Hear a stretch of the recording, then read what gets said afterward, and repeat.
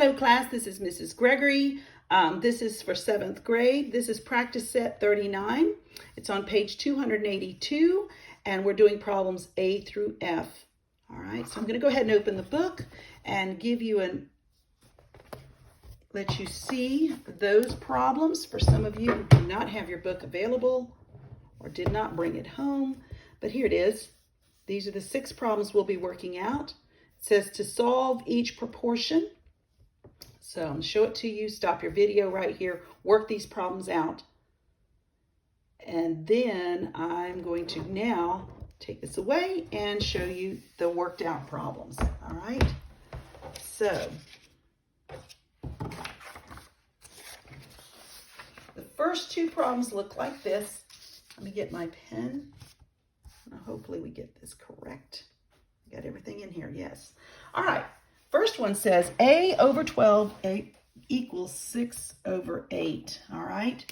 So what I did was, okay, here's the original problem, and here's my cross product. And as I told you before, I like to start with a variable.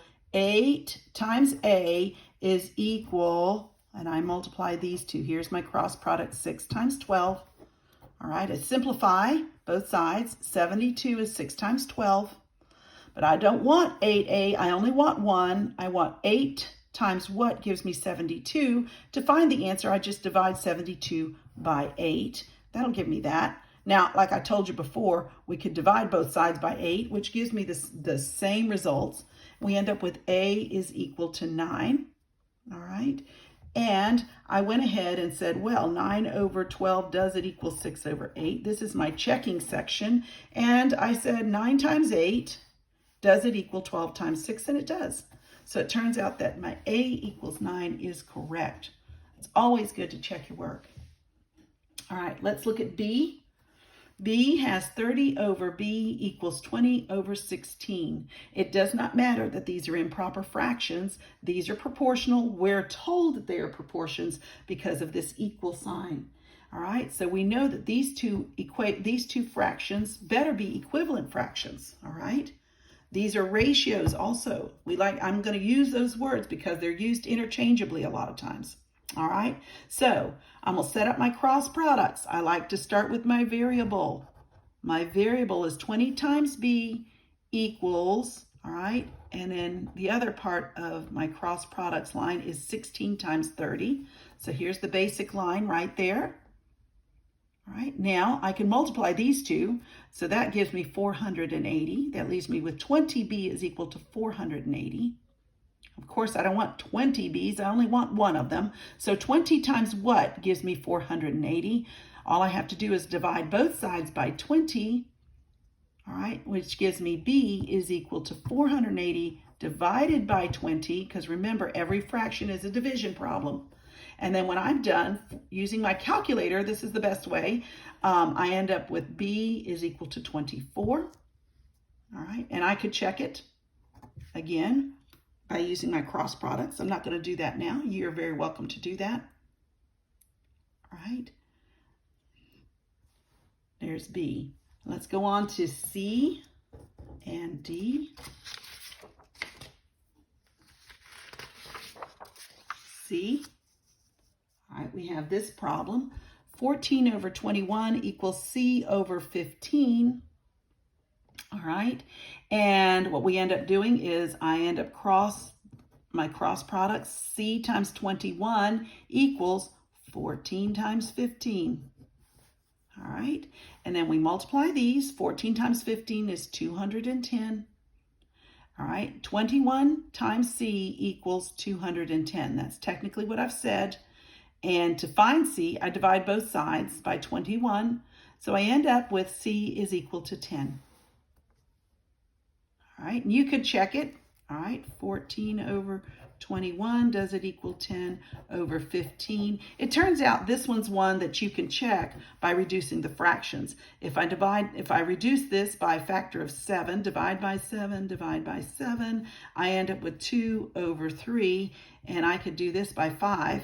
Reduce this one, and it becomes a 2 over 3. And guess what? They are equal. So there's my check. That one was an easy one to check. If I didn't, then I would multiply these two to these two, do they work? All right. Now, this one has a decimal point. I don't want that to get to you. Don't let decimals bother you, especially now that you're using calculators again and you've been able to use those. Just be careful. A lot of times we rely on our calculators. You should do every calculation twice on a calculator because sometimes we have fat fingers. All right. So D says 30 over 25 equals 2.4 over D. All right. We're assuming these are proportions because of the equal sign. Now I set up my cross products. Now I start with my variable wherever it is. 30 times D is equal to 25 times 2.4. All right. 2.4 times 25. Using my calculator, I get a 60. So 30D is equal to 60. And I mean, you could just look at that. 30 times what gives me 60? Obviously, it's a 2. But normally what we've been doing says just divide both sides by 30. You end up with 60 divided by 30 equals 2. Okay, this is not one that's easily reducible, so I would use the cross products for checking. All right. Check your answers. I would suggest if you're not getting these, redo it and then come back to this video and watch it again. All right, make sure you can do these yourself. The last two I have are E and F. The same routine, 30 over 100 equals N over 40. All right, do my cross products, and I like to start, it doesn't matter, I could have started the other way, but 100 times N equals 30 times 40. This is my cross products line. Now I multiply, 100N equals 1200, which is 30 times 40. But I don't want 100 N's, I only want one N, and N is equal to 1200 divided by 100, by the way, equals 12. All right, and the last one, M over 100 is equal to 9 over 12. All right, so now I start with my cross products. I always start with my variable. 12M equals 9 times 100. All right, we end up with 9M equals 900. All right, I don't want 12 M's, I only want one of them. 12 times what gives me 900? I can find it by dividing 900 divided by 12 gives me 75. All right, guys. I hope this has been helpful. Hopefully you're doing work. Please show me all your work, especially so many of you are doing this and on your quizzes. I am getting stricter in my grading because I don't have any other way to know that you actually know how to do this. All right, so please show me your work. Don't do it in your head. Show it on a piece of paper. All right, you guys go have a great day.